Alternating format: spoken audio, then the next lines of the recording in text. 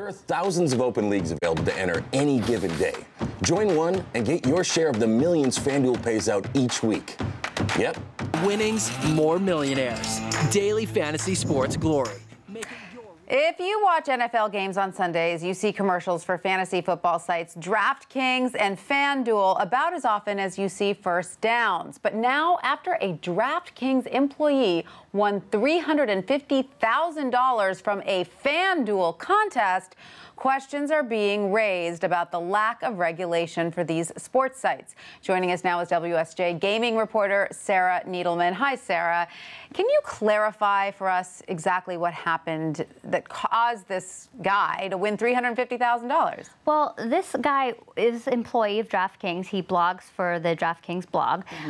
He, as part of his job, has access to certain information that hypothetically, should he receive that information early enough on a Sunday, let's say, could potentially give him an advantage in playing the game, the fantasy sports game himself. How does that work? If you find out that a lot of people, for instance, are choosing one particular player to be quarterback, you'll choose another to give yourself better odds. You might choose another, and then if that quarterback performs well, you'll get a much bigger prize pool. Gotcha. Winning out of it. Now, of course, we do not know that that is what happened with this particular employee, but he did release some information that he wasn't supposed to. He did prematurely release some information on the DraftKings blog to DraftKings users that could potentially throw off their judgment in picking their lineups.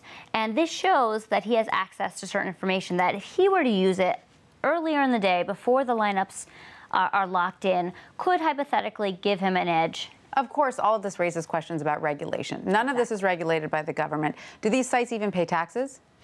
These sites, they're not regulated by the state, so they don't pay state taxes. There are some states that don't allow them to operate at all, but most do. And this way it gives them a chance to operate as a game of skill as opposed to gambling.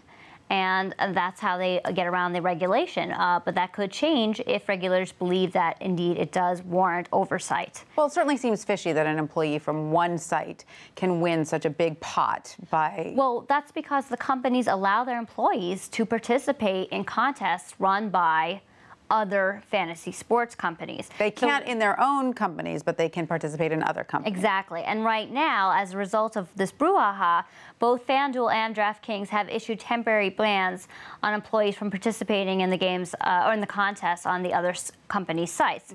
And it's just unclear as to what's going to happen next. Will regulators step in? Now fans are calling out for oversight, or at least questioning whether or not this policy of letting employees participate in the contest is fair. And how big is this business? How much money are these sites making? This is a multi-billion-dollar industry. So it's pretty huge, and it's growing like a weat. And what kind of payouts do they typically make? Well, most people make very small payouts, maybe a few $100s if they're lucky. But there are some folks who have won as much as $2 million. You're kidding. And so they are generating enough revenue, obviously, to cover these payouts. Well, in order to participate in the contest, you're paying a buy-in. That can range anywhere from $0 to as much as about 10 grand. So they're putting money into play, and of course the companies that are running the contest get a portion of that money. All right. I have a feeling regulation may be not too far behind. Certainly possible. Certainly possible. Sarah Needleman, thank you so much. My pleasure.